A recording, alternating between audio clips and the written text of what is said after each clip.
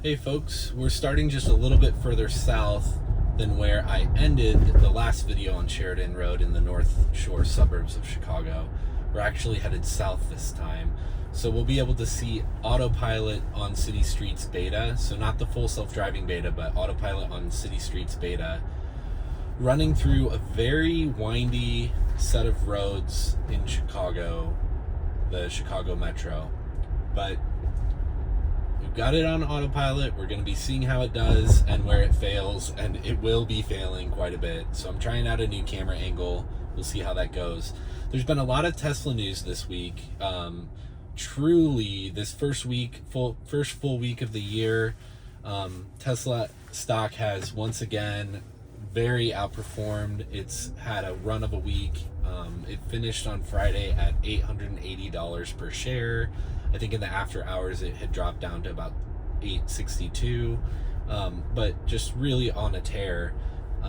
Also, there's been, the sales numbers came out this last Saturday, sales and production, and they essentially hit their marks in both accounts. So super excellent. We'll be hearing from them later this month about their official investor relations call and all areas of the business, not just production numbers.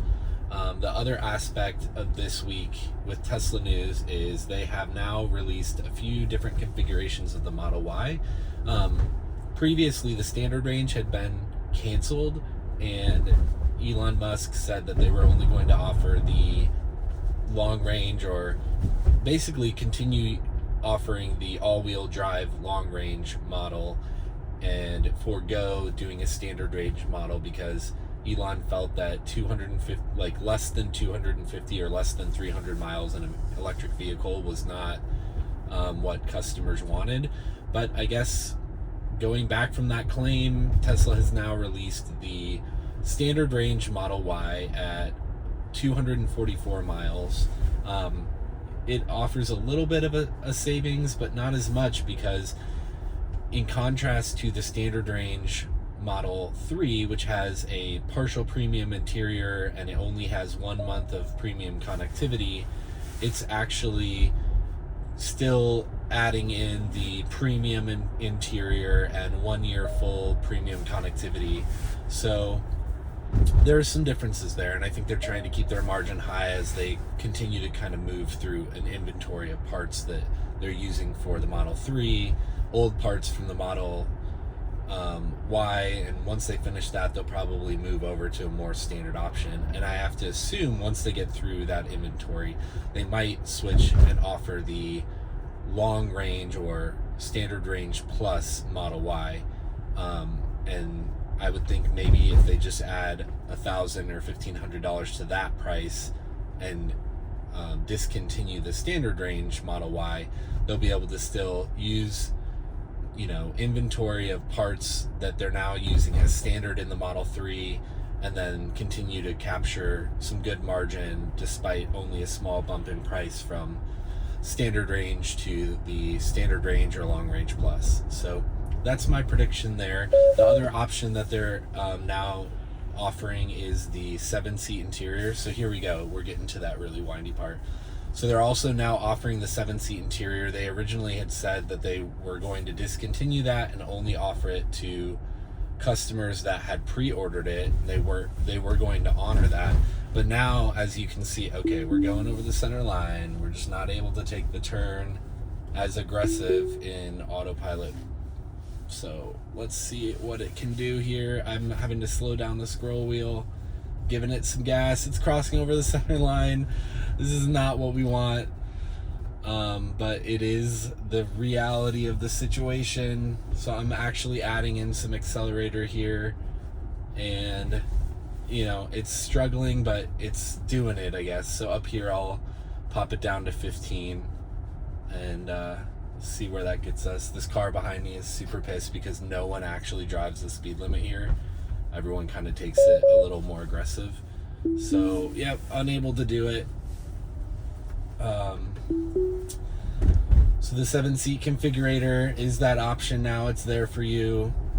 It adds some price. You can add it into any of the models, I believe. I'll have to confirm that. But yeah, so quite a bit of Tesla news. Also, just in general, obviously, there's been a lot of political upheaval and history-making news this week as well. I don't want to go into it, but needless to say, it's been a little bit of a rocky start to the new year. I think the markets have actually reacted positively to the clean sweep of the executive and legislative branches of the federal government in the United States. I actually, my dad and I discussed this quite a bit, and he's like, oh, the market always prefers to have a split legislative and executive branch. They don't like all one party having control, especially with Democrats that are likely to increase capital gains and potential taxes. My prediction, though, and what I kept telling my dad, is that, yeah, just because that's always happened in the past whenever we've had all one party controlling it, the federal government, the markets have always reacted negatively. I was predicting that actually the markets would react positively only because of a distancing of themselves from the extremist branch of the Republican Party. So I think, standard status quo Republicans are no longer in charge of that party, and it has been overtaken. And I do think globally, economically, our standing in the world has been a little bit shaken. And I think corporations and investors that have been very uncomfortable with this kind of final leg of the Trump presidency, I felt that it was going to be well received to have Joe Biden and Democrats take control, only because, yes, there's this decrying of the radical left. Well, the radical left aren't actually who controls the Democratic Party. I would say Joe Biden and some of his others are actually quite moderate and more in line with kind of classical Republicans in their thought and what they would like to achieve. Obviously, they have a little more progressive attitudes on energy and potentially stimulus, things like that. But at the end of the day, the Democrats that are in charge are actually quite middle of the road. Of course, you have a few that are more on the far left, but even the far left, the country and the needle of the Republican Party has moved so far extreme right, like so massively far. Almost centrists look left at this point, but they're really not. And so I think the market is realizing that, and people are realizing we want to return to a status quo. We want to return to federal government operations as normal. We want to return to our, global and just return back to things as normal, and have Secretary of State and leaders and cabinet positions with people that are not radical in their thinking, and instead want to find mutual solutions for both sides. So that has been reflected thus far in the stock market in many of the sectors, just really increasing this week. So that is something I called and predicted, and we'll see if that trend continues. I do think there could be a dip or correction depending on what transpires over the next 3 to 4 months, and I think the stock market and the economy are probably due for a correction, and the pandemic is still real, and we are not vaccinating at the rates that we need to in order to get past this by June. So hopefully we'll step it up and start to move things in the right direction in that regard as well. Otherwise, I think one of the bigger, if you're really keyed into innovation and that next leap in technology or thought or paradigm shift, it's very interesting to note that I'm disengaging here so I can put on my left turn signal, flex into the lane like full self-driving or a human would, and then I'll re-engage. But that next bit of innovation-worthy news, paradigm shift-worthy news, is that in the last month, Bitcoin has essentially gone from between 19,000 and 22,000 all the way up to 40,000 It's come back down a little. I think it's in the high 38,000s right now. But I think, as we saw with Square moving some money into Bitcoin and PayPal moving some money into Bitcoin, Cathie Wood just gave a talk on this yesterday, and she's actually been getting lots of outreach from individual investors, from companies, from financial institutions, whether they can invest in Bitcoin or whether they should. I think the answer there is yes. I do think Bitcoin is here to stay. Also, one of the people in the know, Cathie Wood, spoke about how regulatorily banks could actually become nodes on the blockchain.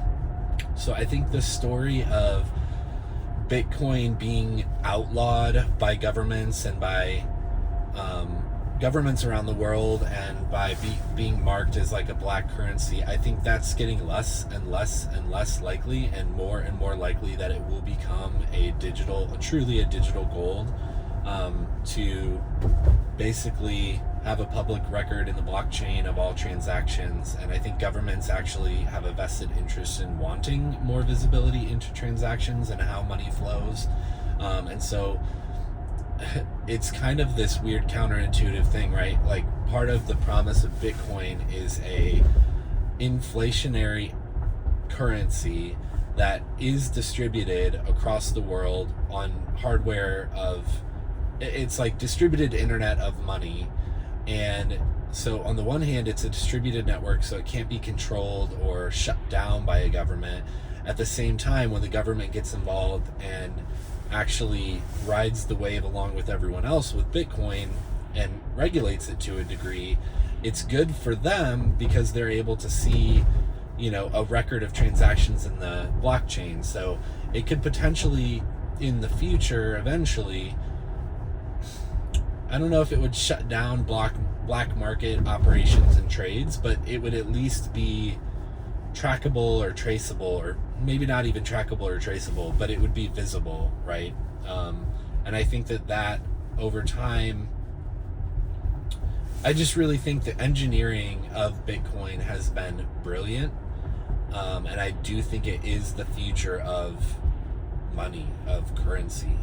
I think cash money that continues to be printed with market demands and economic factors taken into consideration, and government's ability to increase inflation to pay off debts, backing that in gold, bullion. I think those days are not over, but I do think there's a paradigm shift occurring where assets are going to be moved over and backed via this digital gold, Bitcoin, and other cryptocurrencies.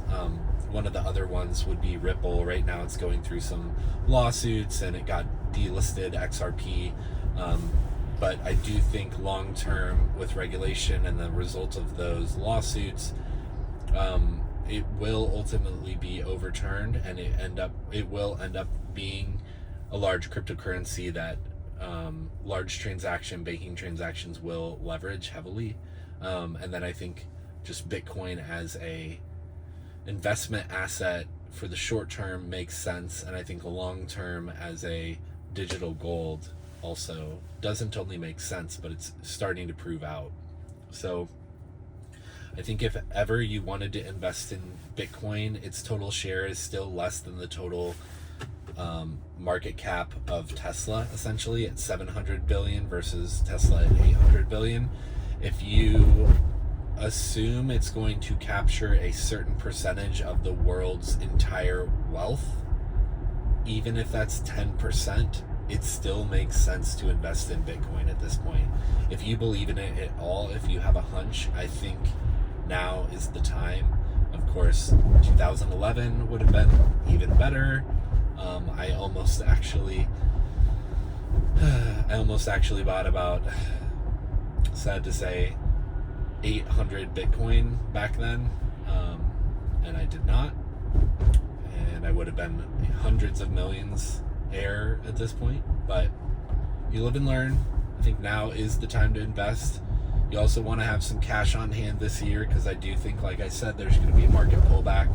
This is not investment advice. It really is just like my thoughts. I know it sounds like I'm giving advice, but this is what I would do, right? If I had if I had money laying around, or if I needed to scrap together by my bootstraps to get some cash on hand to invest in Bitcoin, and then have additional cash on hand for any dips or for emergency fund, I absolutely myself would be doing that and am doing that. So this is just what I'm doing. I'm not giving you advice to run out and leverage your life and put yourself at extreme risk on the hopes that Bitcoin will continue to go up.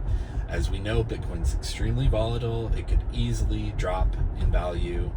I do think over the long term, 1 to 20 years, the story about Bitcoin is going to be one for the ages. Totally insane. It's going to change the world as we know it.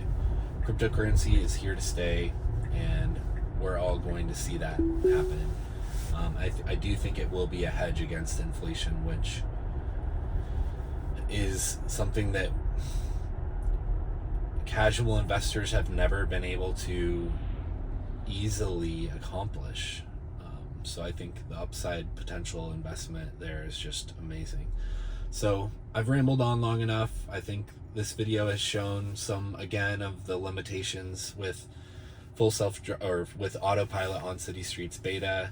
I would love to see a full self-driving beta vehicle take that Sheridan Drive. I know Frenchie, another YouTuber in Chicago, he has the full self-driving beta on his Model 3. I would love to see him do that Sheridan Drive past Northwestern and up into New Trier and Glencoe, and see how it does. I have an inkling that it would perform much, much better and wouldn't be crossing over the center line like my vehicle was.